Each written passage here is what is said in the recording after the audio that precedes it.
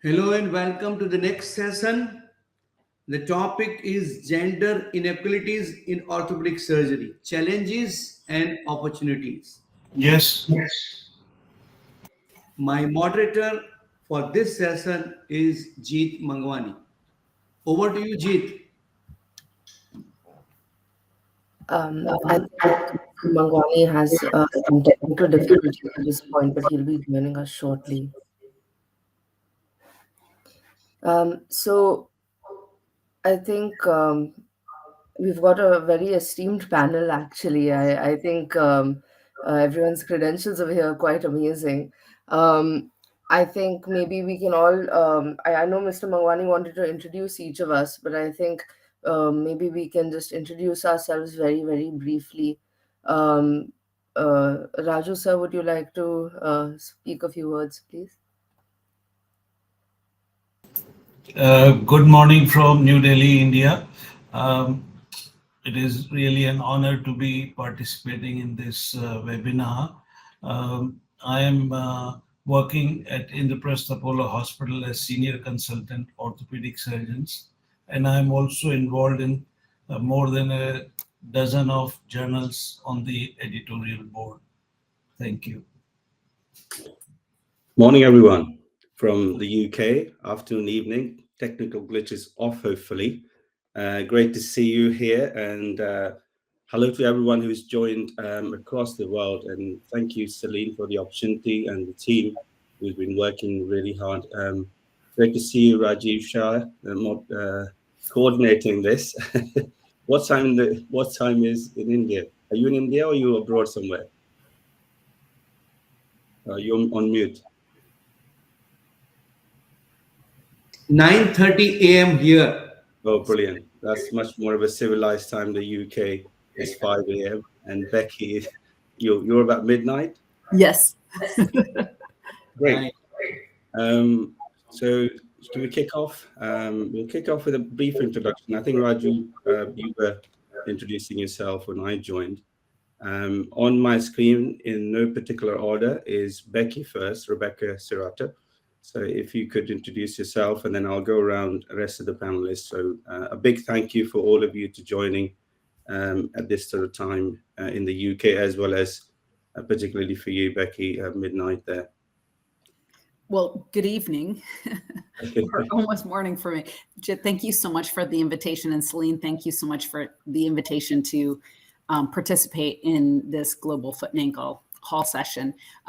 So my name is Rebecca Cerrato. I am an orthopedic foot and ankle surgeon in Baltimore, Maryland. I work at Mercy Medical Center, and I've been there actually since I was a fellow. So maybe potentially we could talk about some of the sort of nuances of training female surgeons and different things like that.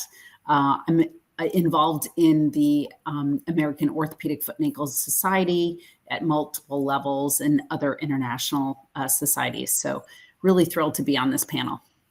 Fantastic. Thank you. Kiyana next. Hi, I'm Kiyana Mirza. I am currently based in the UK, but I'm from Bangalore, India. And I am a general orthopedic surgeon. I did most of my training in India, and including my master's in orthopedic surgery, and I've moved over to the UK where I work at the Norfolk and Norwich University Hospital. Fantastic. Thank you. And Lauren. Hi, I'm Lauren Thomson. I'm a consultant foot and ankle surgeon based in Rotherham, which is near Sheffield in the UK, so right next to the Peak District. Did my fellowship in Australia, so I have two very different views of women in foot and ankle surgery from here and obviously down under. But I'm absolutely delighted to be joining this panel at a very bright and early 5 a.m. Fantastic. Thank you, Lauren. And a little bit about myself. I'm Jitendra Mangwani. I'm a foot and ankle surgeon in Leicester in the Midlands in the UK. Much like Becky, I'm involved at multiple levels in the British Orthopaedic Foot and Ankle Society, currently holding the role of honorary secretary. This is a subject close to my heart on personal level as well. I'm outnumbered in my family. I have two daughters and a female dog and a wifey. So I think I'm more interested than anybody else in the world to know about the inequalities, and I'll probably address some of those in our lifetime. So if I can kick off with something very simple.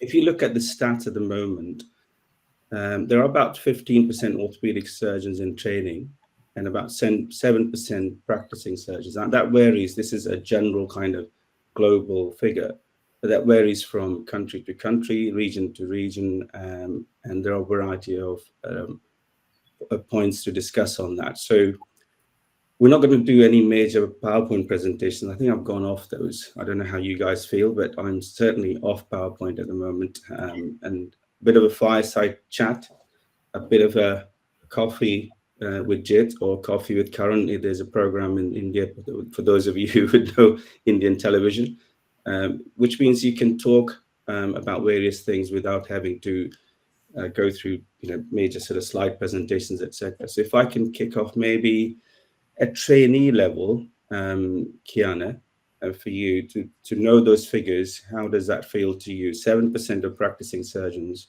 are females, and about 15% orthopedic surgeons in training are female. But if you look at the med school, and you would know that stats pretty well, pretty much half or more are female medical students. So where are we getting it wrong?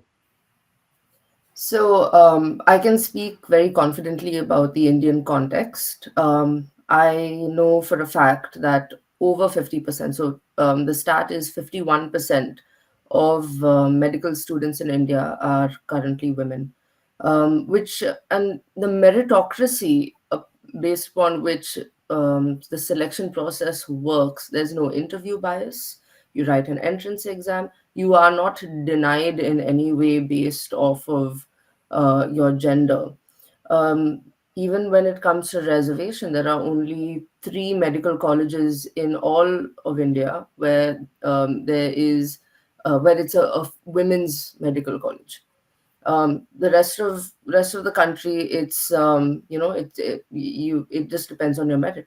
So in that context, in India at this point, there's around 3% of us who are women in the orthopedic workforce. You've got the Indian Orthopaedic Association with over 15,000 members.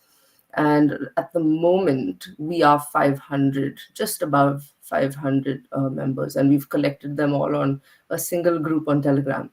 So yes, we have an association called Voice, which does a lot of work with supporting women at all stages of their career. So we've got consultants who are like very prominent faculty all over the world. Our founder is Dr. Raju Mehta, who's on a very personal level been very supportive to me. And when I had a lot of difficulty during my orthopedic training in India, I remember being able to reach out to her. So I think the fact that eventually we'll talk about the difference between diversity and equity, but one leads to the other. When we look at orthopedics at the moment, when I joined my MS course, I was the only woman in the entire department, and in a meritocracy where nobody could turn me away, I still struggled. So I don't, and from a recruitment point of view, I do think we have in India quite a few initiatives in place through Voice to just talk to medical students. I spearheaded one of them as well. We did a national level webinar where we even spoke about it on social media to get all the younger medical students excited about it. Got a lot of people to log in, and we had a women's panel of orthopedic surgeons where we just tried to do our best to bust stereotypes. Yeah. Because there are a lot of stereotypes that plague orthopedics at this point. It's a boys' club. You need to be strong. How are you going to manage? If people looked at the size of my biceps, they'd be concerned. So there's a lot that goes into it when you think about the thought process. But I think as a medical community, there's something we've done wrong, at a grassroots level. Because when I went home, and my mom's a surgeon as well, but she's ENT, and my father's not a medical person. When I went home and I told them I wanted to do orthopedics, my mom looked petrified. My dad looked happy. And it's one of those situations where, as long as you weren't in the medical situation, you didn't think anything was wrong with it. Well, I think you've raised really good points and addressed some of those in what you've described, particularly in the subcontinent. I trained in India, as you know, as well. If I can pull Prof. Vaishya on this particular point, I think you being a very senior, respected consultant in the country and have seen some of the changes in your lifetime, particularly, women now when I go and teach in India, certainly they're part of courses I Yeah. teach on. So Yes. what is your view and what should we be doing? Well, what are the challenges in sort of getting Ah, women? Hi, Jit. Thank you for the introduction. I was first, got the taste of it when I was doing my post graduation under Professor B. Das at Gwalior Medical College in 1983.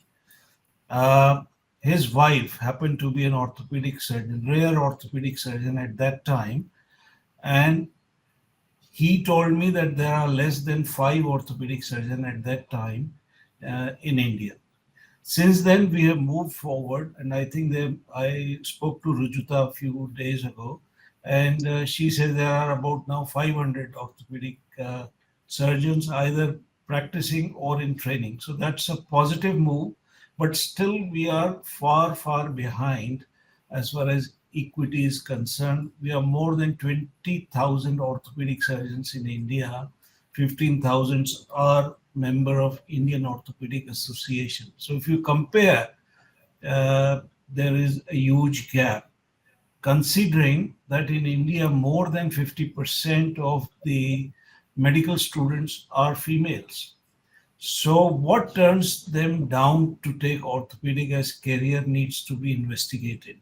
And there are several challenges, several difficulties we understand with females, especially in surgical branches. It's quite demanding, not only, especially in India, due to cultural practices, they have to act at several levels in different roles, as mother, as family protector, housekeeper, as well as doctors or surgeons. So it is quite challenging to do your clinical practice, which involves a lot of emergency, a lot of hard work, and of course research and publication goes way back, and hence many females are underrepresented in the editorial board as chief editor, as authors, as first author, and so on. Yeah. So Indian government actually has now started focusing on females who are in STEM category, that is scientific community. In India, presently, we have around 14% female in science and technology, vis-a-vis global average of 40%. And so there is again a huge gap to be covered, especially in our part of the world. But and having said that, I would say that bridging this gap and bringing the equity is not an obligation to the females. It is their right, and it is the right of the society to bring them forward, because half of the females obviously are there as a population, and their medical problem, their health problems are better addressed if they are at the forefront, because although we have 70% of the healthcare workers as female in India and across globe, but only 30% or less assume leadership role, and hence they are underrepresented, and Yeah. this must be bridged. Thank you. Thank you for your thoughts on that. And I think very useful. And those figures are staggering. Absolutely. So going from India to the US now, Becky, if I can ask you, during your, I've known you as a friend, as a colleague for a number of years now, and thank you for all your thoughts on different aspects of foot and ankle, but this is completely different now. As a trainee in the US, is it different to to the rest of the world? Would you highlight a couple of things that are established for female trainees, if you like, mentorship, for example, or people making sure that there is no kind of bias towards female trainees? Well, thank you, Jit. And I think that was interesting, Kiyana, as you talked about some of the obstacles. Every single one that you described are the same things that we all describe. So I am like, wow. So in India, they're going through the same thing that we as female surgeons in the US have been going through. I'm a little older than you. So when I went through, at least in the US, I mean, in orthopedics, it was less than 6% we represented. And we are similar to, as you guys had described, about 15%. So it sounds great. We've more than doubled the percentage of female orthopedic surgeons, but it's still such a small number when similar to other countries in the United States, the same thing. Medical schools represent about 51% women. And yet when we're looking at some of these surgical subspecialties, and orthopedics particularly is even worse than some subspecialties such as urology and stuff like that. And so we sit here and spend a lot of time trying to understand why. What are some of the, we know the obvious barriers, but I think some of them, like we said, is a little bit of the misconceptions and bias towards what the idea of orthopedic surgery is, not just surgery, which in itself can be a obstacle and barrier to some people interested. They just think it's simply just a lifestyle they're just not willing to compromise with. And that's important. I mean, that can be an individual choice for them as well. But I think unique to orthopedics, there's just nuances and reputations that we have that, you know, as a female orthopedic surgeon, you know, we spend a large time trying to educate the younger medical students to understand that, you know, you don't have to be this big, you know, ex-athlete, strong, you know, you don't have to be working 24 hours a day and different things like that. So it's a process that many of us who have been committed to it for a long time here in the US still work on it. And although we've made some strides, as you can see, I mean, we've got a long way to go with it. Yeah. Thank you for sharing those thoughts. And interestingly, there was a paper in Royal College of Surgeons of England not so long ago, pretty much describing why some of the female trainees at med school level feel that orthopedics is not for them. And what you have described, Becky and Kiyana particularly, it's pretty much what's come out in that publication. So I think it is our duty, particularly as senior old, I will call myself. Becky, you're still very young. So it is our duty to actually reach out to our students at that level and create those role models for them, make sure that your behavior as a senior colleague reflects on what you really should be supporting their journey in. And we have a scheme here where I work in Leicester. We're 20% female colleagues in our department. We're a pretty large department, 45 colleagues, and I'm proud to say that. And they are, you know, hugely supportive of the service and how they function, how they support each other, how they support their male colleagues. You know, we always talk about male colleagues supporting female colleagues, but it's actually the other way around. I have so many examples when I joined as a new consultant from another region of female colleagues going out of the way to look after me. So I think it is a mutual relationship rather than, you know, one-way traffic. So that's great. Lauren, you've traveled the world from being in Leicester to going to Oz and now in Rotherham. And I think you've had obviously quite a few things, particularly with your new role now in the British Orthopaedic Foot and Ankle Society of being an EDI lead.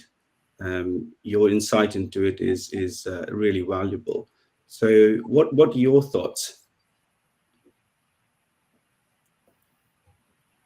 So now I did train Leicester with Jit, and I actually went to Leicester Medical School, which wasn't really a plan, but it's just how it all seemed to work out for me. And it's interesting when you hear and speak to medical students, which I do quite regularly, and junior doctors, as to women in orthopaedic surgery. Now, Leicester is a very female-heavy department. When I was training, we had a lady there called Alison Armstrong, who'd been there since '96. So for me, female trainers were always present. So for me, being a female orthopaedic surgeon wasn't something that I thought, well, they don't do that, because in Leicester there was quite a few women. But when I speak to the trainees, it's them saying, well, actually, it's other specialities saying, oh, no, women don't do orthopedics. So they'll say things like, oh, I did my GP placement, and my GP said, oh, women don't do orthopedics, or medicine, or other surgical specialities even. So I think the misconception doesn't come from us. Orthopedic surgeons, I feel, are incredibly supportive of bringing female trainees through, offering them opportunities. And I think it's actually outside perception that seems to drive a lot of the problems and misconceptions that we have as trainees. And when I was in Australia, I have some statistics from there, and they're not fantastic for Australia. There's only about 5% female consultants and about 15% trainees in orthopedics. Now, these are slightly outdated statistics. But I was speaking to a colleague over there who's on the Australian board, and things that have been put in place in the UK and I know in America, with things like less than full-time training to take in those hidden responsibilities that women still have, such as childcare and house care and all of those things that we try and mitigate for, aren't mitigated for over there. So when it was mentioned about less than full-time trainees, it wasn't a discussion, it was just a no, and then the conversation moved on. So I think from the point of view of what we're doing a lot for our trainees, but it's just trying to get that message out there, and that's where we need to be focusing. The younger we get female students in, or FY1s in the UK, which I think are interns in the US, the more we can actually show them that this is a career for everybody, not just the ex-athlete who swam for Team GB. You know, it's a career for everybody, with specialities in it for everybody. No, great, and very well said, Lauren. So I think we mentioned childcare. One of the things that I've found particularly difficult talking to, sort of understanding from female colleagues' point of view, is timing of having a child. You know, it's the most exciting thing in your life, you know, as a couple, and there's a lot of anxiety around it, which is totally understandable. If you talk to the trainees and say, you know, when are you going to plan your family? This will, do I finish my training and then be at the end of it and then plan kids? By the very nature of the training we have of several years, then puts you at potentially additional risk. Also, you know, denies you of the joys of the parenthood at an early age. So how is there, there's never a good time, as they say, but is there a good time to plan your family? I would value your thoughts. And I think the people who are listening to us and having this discussion would certainly value your input on that, because I still find it's very difficult to understand whether it's a good idea to plan family from a female colleague's point of view early on when they're in training. And if that's the case, then how do they go about negotiating rest of their, you know, coming back to training, having that anxiety around, you know, I've been out of the game. And the other aspect of it is the mat leaves. You know, the duration of mat leave is very variable across the world, and some of the figures are absolutely staggering. When I was looking at it, I think, Becky, you probably have a handle on it better than I do. In the US, 6 weeks or so, or in some sort of studies, and I was like, really, are you kidding me? You know, you've gone through a massive event or excitement in your life, and you have to rejig everything. It's not possible in 6 weeks. So anyway, so I'll start with, probably Becky, you probably better to kick off with this one, with mum of a couple of kids who are flying around the world. I understand. Yes. So yeah, I can speak on this because so I have 3 children, and I had 2 of them when I was in training, and I had my 3rd when I was in practice. So I had my oldest, who's actually graduating college in 2 weeks, when I was a PGY1, an intern. And that was a, thoughtful decision by my husband and I. A little bit of, I was a little naive in sort of how you balance it, but in some respects, I look back and I'm not really sure. I think from a personal level, regardless of what year you are, whether you're a first year or whether you're in practice and stuff like that, the balancing of your work life and your, family life is always going to be a struggle. And maybe uniquely for your family, it might be easier at certain points. And I can say, I had 2 in residency, and people say all the time, how in the world did you do it? And the one thing I say is I was very young and I could go days without sleeping. Very young. And when I had my daughter, you would say, okay, I'm not a resident anymore, I'm in practice, but practice involves so many other like layers of responsibility that until you own your patients, you do not understand it as a resident. There were challenges and levels. I was getting wheeled in for my C-section on the phone with a patient, so it's just a different balance with it. But I mean, I think, you have to look at it individually with your family. Can you guys balance that, responsibility well for everybody? And it literally takes a village, but I think it takes a village regardless. I mean, I have a twin sister. She is not a doctor. She's in finance.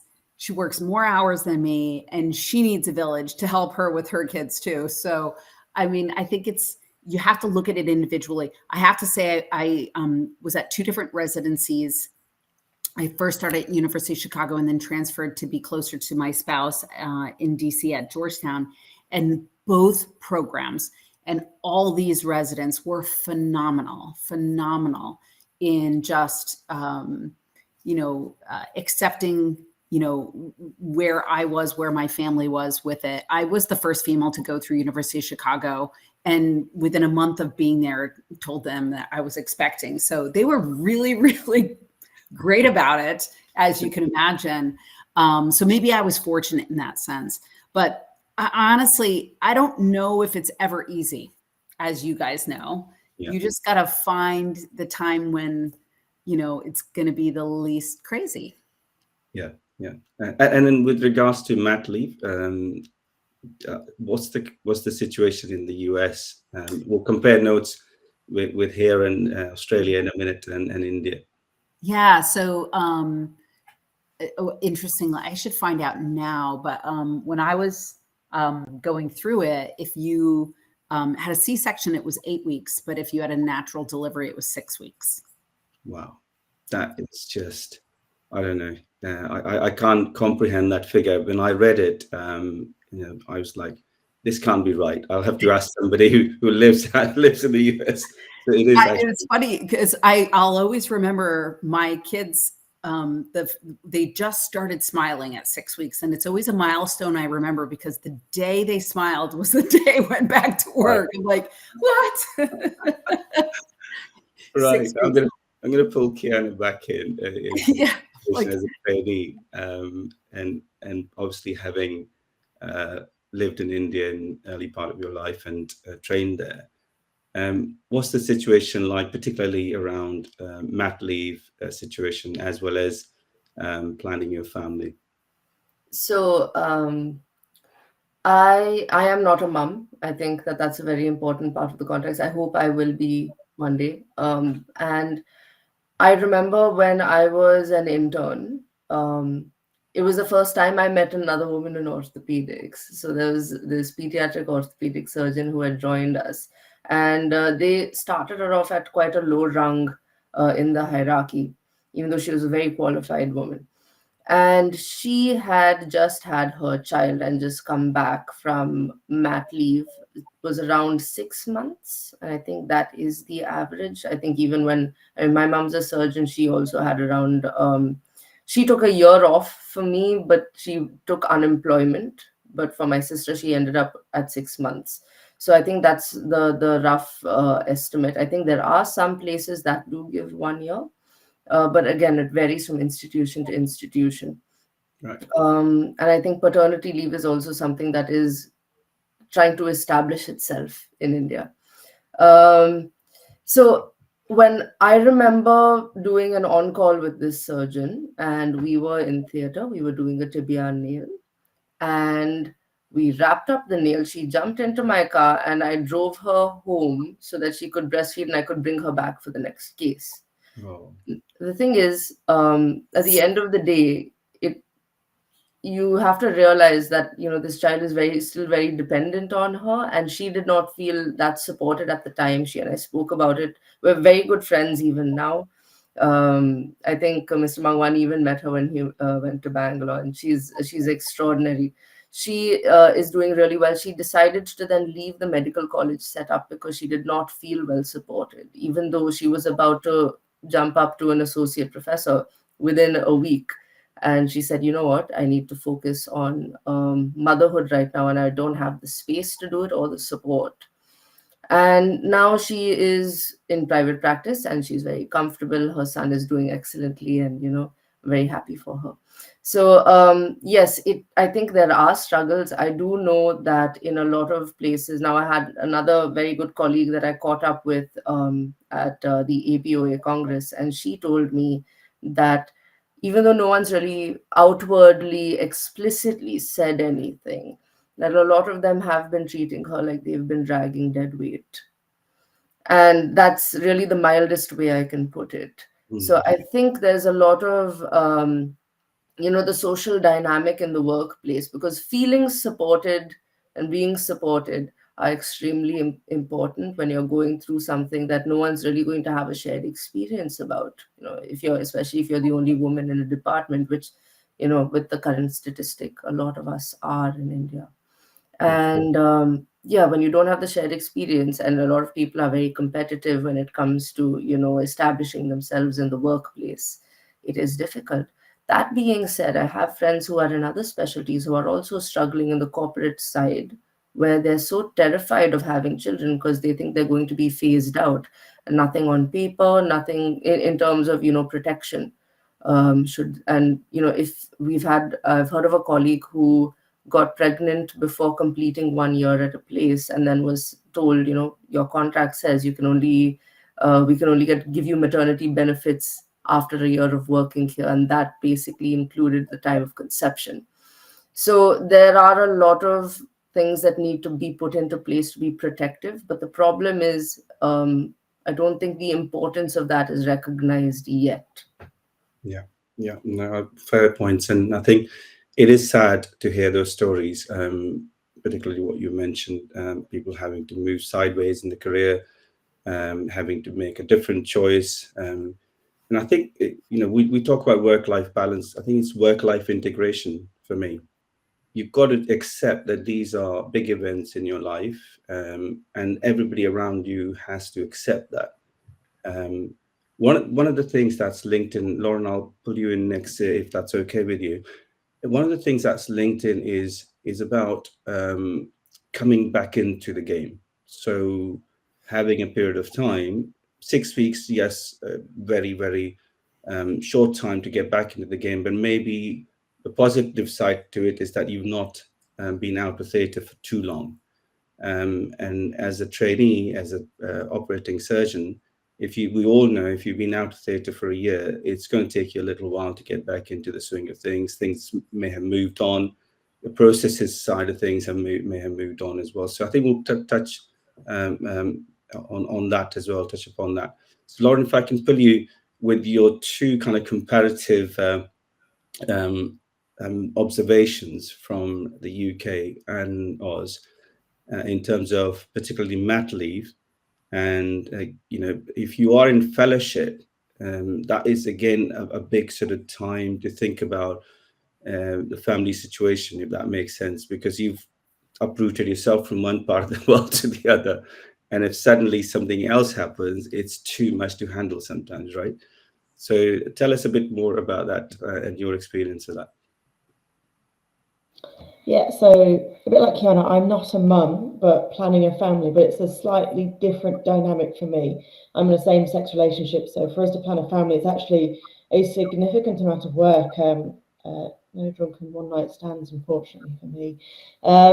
But from a UK perspective, I have to say I have a lot of friends who have children. This includes things like twins, and Rebecca was right, it does take a village to raise a child. And when I was sitting my FRCS, a colleague of mine had 3 children, and if it wasn't for his wife, he would not have been able to pass that exam. And I think that's something that is not spoken about at all.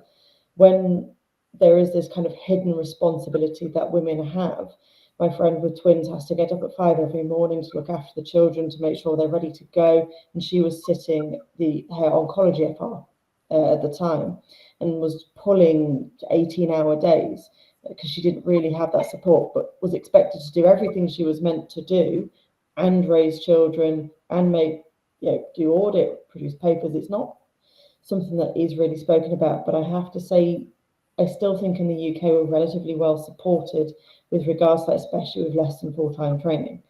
And as Jit quite rightly alluded to, with less than full-time training, yes, it does take a while to get back into the swing of things. I've had trainees who come back in, and it's just about patience with your trainees, knowing that they are going to take that time. Now, as I said, in Australia, they do get the same amount of mat leave as we do. They get 6 months. But again, there's fewer women in Australia who are going through training, and the women I met over there all had their children quite early on in their residency. Now, I'm 36 years old, looking at starting a family. Most of them had their children in their 20s, because for them they needed to think about starting families, because when you get into registrar training over in Australia, it's full on, and there isn't that level of flexibility that we have in the UK. So I think it is very different for each country.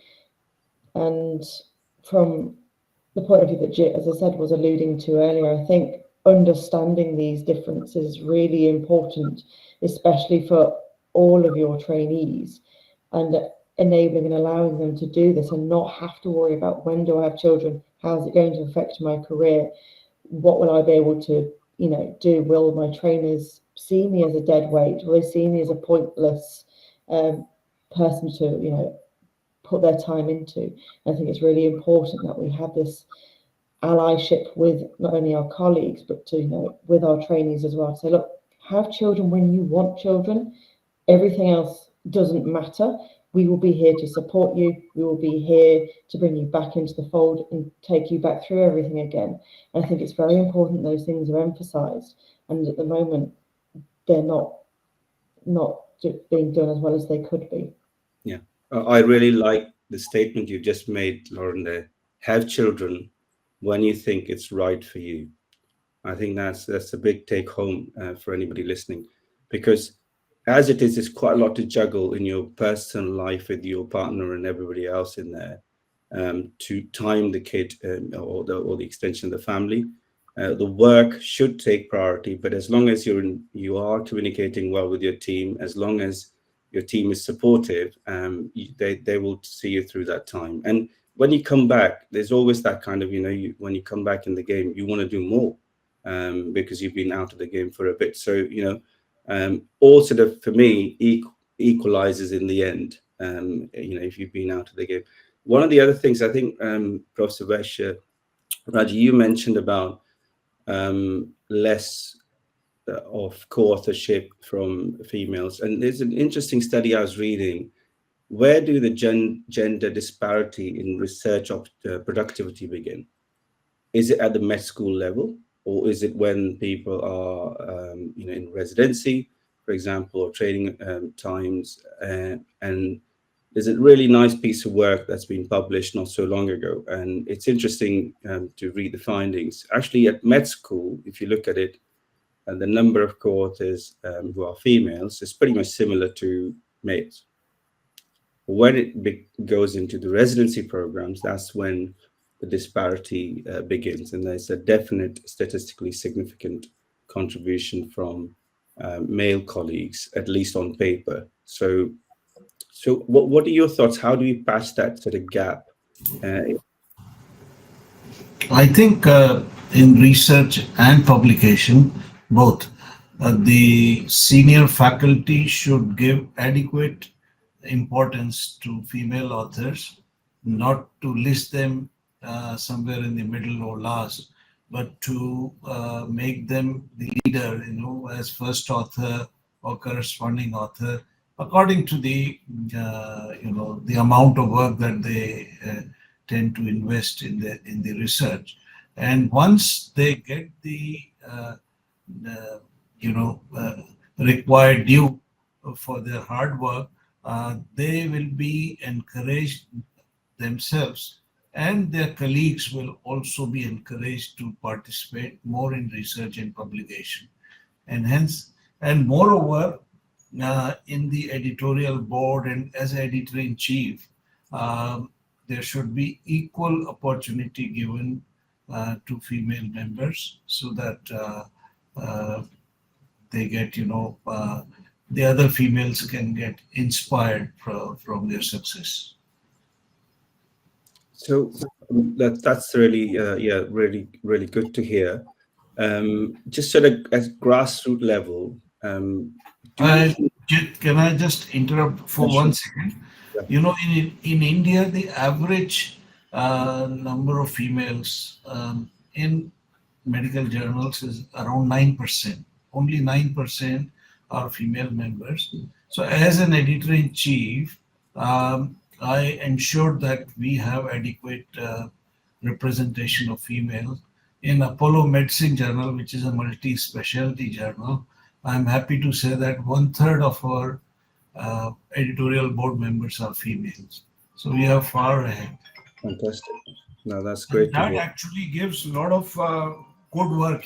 They are very sincere. They tend to do justice to the manuscript by reading properly, reviewing it, getting it reviewed, and give good decision, elaborate decision compared to, sorry to say, the male counterpart, which send their decisions without any note or one liner, good, bad, and reject, accept like thing. Right, that's raised a really good point and a bit of a controversial one here. So let's go around and then have a bit more of a discussion on this point. So Becky, in your part of the world, I've read your publications, I've read your work, and you are constantly sort of putting stuff out there, which is very useful for our foot and ankle community, and progressing science in that manner. What are your thoughts? So, how do female colleagues juggle this balancing act of being a mum, being a homemaker, surgeon, then on top of that, academia? So another layer, as you say, of complexity in work-life integration. Yeah, sure. Just throw something else on. Yeah, I mean, I think that's a challenge. I mean, it's a challenge for my, I train fellows. We have 4 fellows and we have residents that rotate with us, and all of them do research, both the men and the women. They all have opportunities, and it can be a big juggle for them. Right now, we have 4 fellows that we train, and 3 are women. Yeah. Interestingly, our male fellow is the only one married and has 2 little babies. The 3 women are single, and for them to juggle the balance of writing papers and performing research and stuff is actually a little bit easier for them than it is for him. He has the same balance that we were just talking about. And, I absolutely respect that as well. I mean, I know I carry the children, but my husband has had a very large responsibility in raising them as well, and the responsibilities. And it's a really big struggle. And so you have to be creative as I'm a fellowship director or, the research director. If you want, they want to do it, you have to give them the tools and the support to be able to balance that, because they're still getting there at 5:36 in the morning. They're still working their work day many times. And so I think for a lot of my fellows, in order for that to be successful, I give them dedicated, carved out, protected time for it. Because if you just keep pushing some of that down, like I'll get to it when I can get to it, it's all well intended, but we're all so busy. They're all so busy. They're working and doing all of those other things. And that's where I found it to be very successful for our fellows to be able to be productive with their research. Just, you need to be able to just protect them from the craziness that we do all day. Don't just think that they can do it at night or on weekends and stuff like that. So.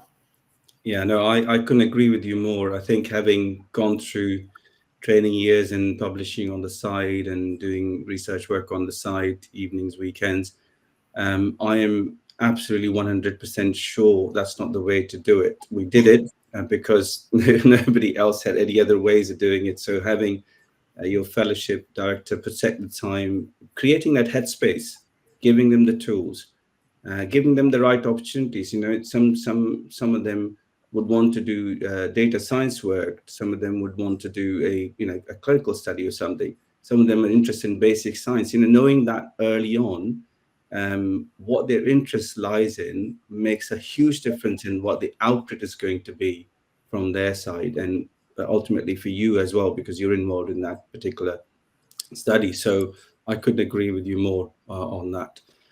Kiyana, at the trainee level, what do you think it's important to have an academia into your fold as an orthopedic surgeon?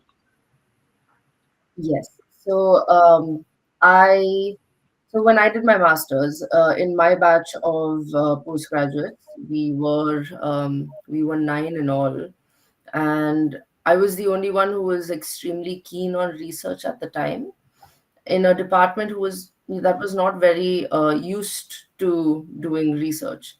And so I think there were barriers across the board. It had nothing to do with me being a woman, if I had to be honest. I think that it was just, you want to have the expertise along with the support. You want people who are very involved in research. And I think a part of the problem, or the challenge, I think that'd probably be a better word. I think the challenge in India right now is that a lot of research mentorship is very hierarchical more than expertise based. I'll give you an example of what I mean by that. There are, we are supposed to do a dissertation during our post-graduation. So, and I'm very lucky that I had a very good mentor at the time who was happy with my topic, who was keen on research and was able to support me. And I know for a fact a lot of people don't have that, because a lot of consultants get promoted without having any research experience, and then are expected to guide or mentor a person in their dissertation, and not all of them know how to. And I think that learning research becomes challenging in that context, whether you're very driven or not. And it's one of those situations where you have to then teach yourself, which then becomes difficult. I've had a lot of young girls also reach out to me saying that I'm trying to do this, but I don't really know what I'm doing, and no one's able to help me. And they're all trying to find their way. But I think that's a challenge for men and women alike in India. From a women's representation point of view in the academic situation, thanks to VOICE, so that's the Women Orthopaedic Surgeons of India Collective Empowerment, we now have a session in the Indian Orthopaedic Association where women are given a platform to present their research. Where we now say that, okay, if you've never had a chance, we're giving you the academic platform now. Showcase what you've been doing. And, there's even a prize now that's been instated in the name of the first woman who did orthopedic surgery in India, Perrin K. Mullah Feroz. And so these things get everyone excited. So I've had a lot of people, after hearing about the medal saying, hey, how do I apply? How do I do research so that I'm able to achieve this?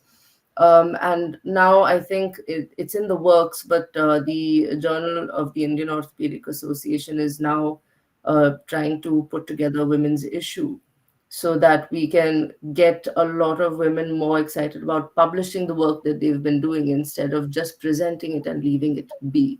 Yeah.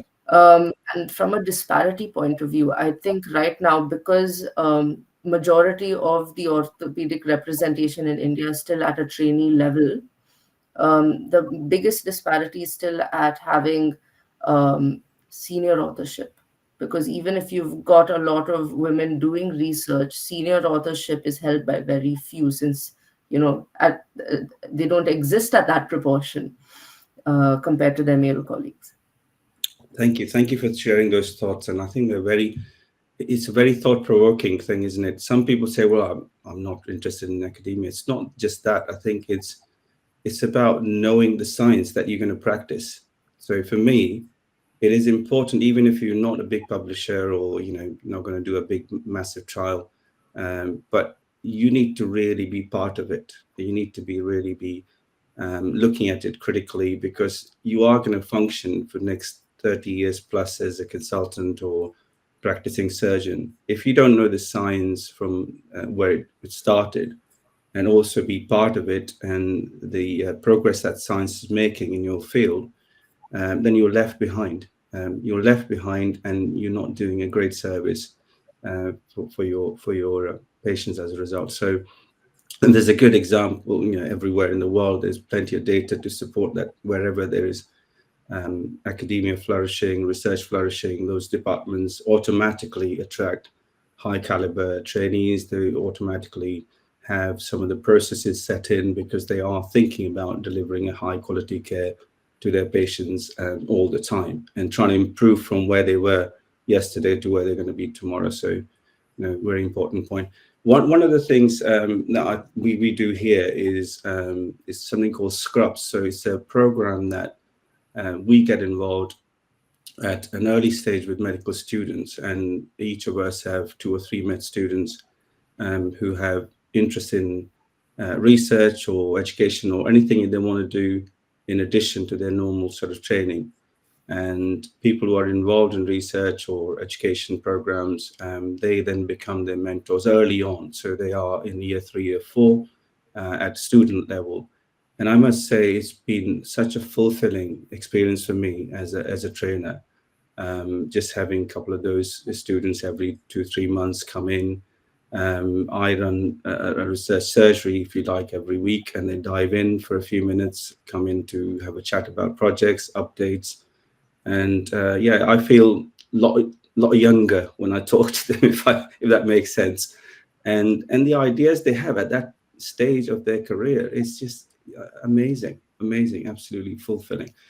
So thank you. One of the other things that I wanted to chat about in the last sort of 5 minutes we've got is the gender pay gap. It's everywhere. We've talked about it. The BBC had a program on it, and it's out in the public domain, this particular issue. And certainly there's some publications in orthopedics, not surprisingly. Is it a big thing, gender pay gap in orthopedics? What do we think? Maybe start with Professor Vaishya first. Sorry, you're muted. Can you repeat your question? Yeah, so, gender pay gap, females getting paid less for a proportionate amount of work they're doing compared to their male colleagues. Is it a real thing, number one? And if it's a real thing, how do we patch that? Yeah, there are actually published data available which confirms that females proportionately get lesser amount of money for the same type of job.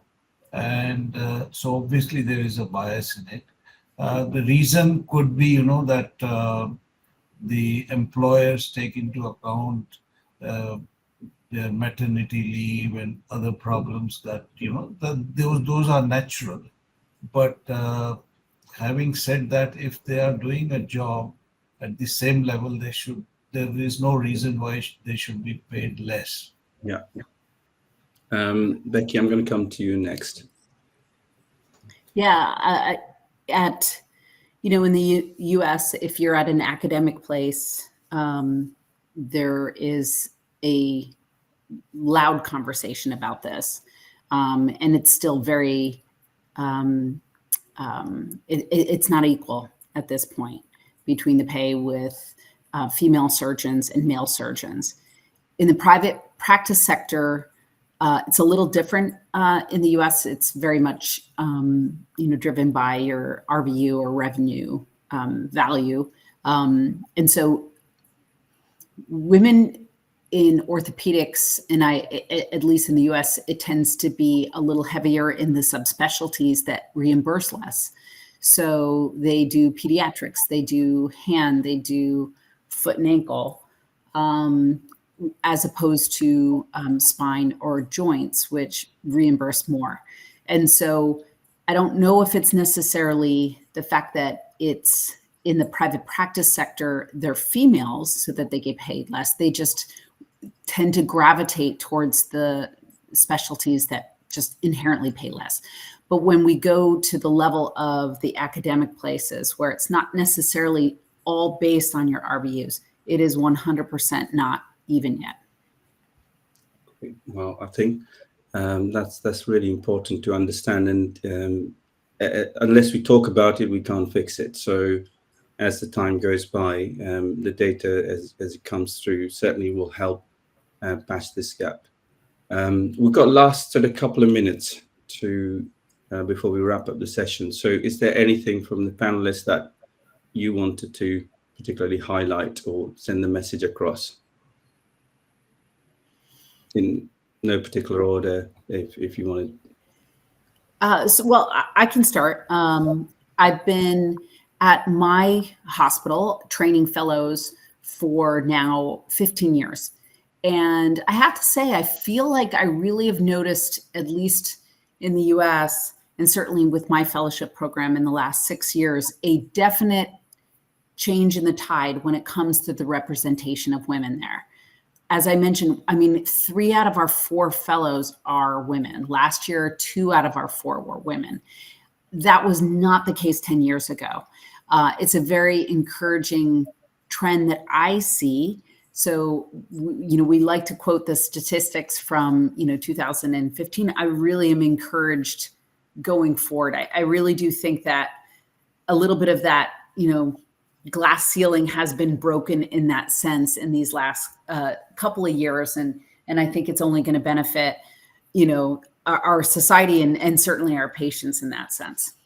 Oh, fantastic. That's a really good positive to come towards the end of this session. So thank you for sharing that, Becky. Anyone else? Yeah, I'd like to join in, just to emulate what Becky is saying. When I was on my fellowship with Andrew Wines, I was part of a cohort where there was a woman before me, then there was me, and there was 2 women who followed on from me. So the changes are coming in slowly, but there is definite positive movement. Oh, fantastic. Well, on that note, I would like to thank you all, my panelists. You have been absolutely incredible. And exactly what I thought we'll do in terms of having a chat is what we've done. And so many good points of discussions have come out, and so many take-home messages have come out. So I can't thank you enough for sparing time. And again, a big thank you to Selene and the team for putting this together, a marathon event. I don't know how he pulls it off every year. So a big, massive thank you to you guys and your team.